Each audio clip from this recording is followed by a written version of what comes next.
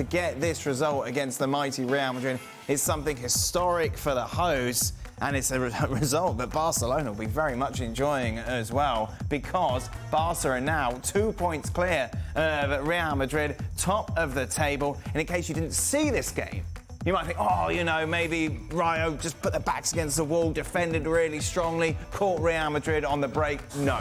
Rayo absolutely deserved this victory, didn't they, Ali? 100%. Rayo Vallecano challenged Real Madrid. Challenge Real Madrid with physicality, with intensity, with urgency in the midfield. They were in the faces of Real Madrid, and Real Madrid did not want to play at that pace. They were willing to take those chances going forward. They were willing to tackle the ball. They were willing to win the challenges, the 50-50, the duels, everything that you need to win when you go away from home in a place like Rayo Vallecano. Real Madrid did not. Rayo Vallecano did deserve win. It's easy to say, oh, LaLiga teams just roll over when Real Madrid or Barcelona come to town. This completely epitomised why that is nonsense. Absolutely. Ali's right. I thought Rayo Vallecano were the better team from beginning to end in this one. But often this season, and for a lot of last, we've said that Real Madrid haven't been great, but have been able to get results. When Militao scores that header and they go 2-1 up, you think, okay, here's Real again, not really playing that well. Even some of the individuals that you look at to be difference makers, whether we're talking about Vinicius Jr., or Courtois. I'll get to the second goal in a moment. What a tease. Nobody really stepped up in that way. And then I thought it was key, even though Real take that lead, that Rayo Vallecano get that second goal so quickly after. And yes, Courtois absolutely should have done better. So many times over the last couple of seasons, he's been Real's saviour in those circumstances. But then in the second half, when you expected Real Madrid, or you thought Real Madrid were going to step up and be more assertive, it was Rayo who were the more assertive of the two. Not until the fourth official held up 8 minutes of injury time do I think that Real Madrid really started to put Rayo under pressure. And Rayo defended very well for those last eight minutes, fully deserving of the 3 points. The amount of turnovers from Luka Modric, for example, today, so surprising to see. And it happened time and time again.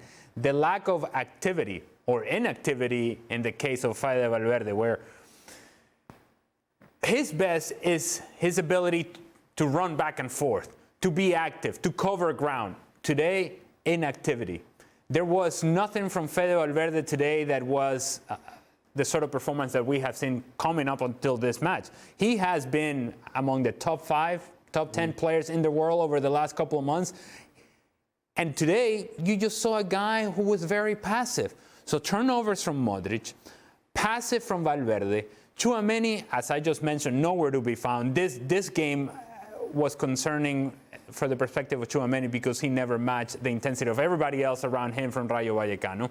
He wasn't willing to do the dirty work that it was required in this particular game. So you take the midfield out of the equation for Real Madrid, and when we talk about Real Madrid, that's the first area that we address and say that's an area of strength. You take that out, and now you become stretched, and now you become a team that is depending on the individuality of Rodrigo or Vini Jr. to create something, and the individuality or the defending part, and that wasn't happening either. So overall, you just look at Real Madrid and say, this may have been a game that had been coming, and Carlo Ancelotti had been warning against this for a while, that this is a team that sometimes feels too comfortable taking the foot off the gas. They did it today, and it was the wrong place to do so. Rayo Vallecano took advantage. And their form leading into this game hasn't been that brilliant. Yeah. You think after El Clasico, we're all lauding them, great performance, runaway favourites. But then since then, of course, we saw them lose against Leipzig, just that horrible draw against Girona. Celtic, they're Scottish, anyone can beat them. And then Rayo Vallecano, obviously, today. The concern that you would have from a Real Madrid perspective is what Ali said, that when you've got to roll up your sleeves, when you've got to be dirty, when you've got to put in those big tackles, got to go toe-to-toe with some of these players that lift their game, because it's Real Madrid in town. We didn't see any of that today. I thought you were desperately missing in leadership for Real Madrid. Yeah. Ali spoke about the midfield, which often carries Real Madrid, totally absent. No Karim Benzema. Okay, so you look at who else leads the line in that respect. Vinicius Jr. got himself in some little chippy tackles, and he got a little naughty, and he just seemed off his game.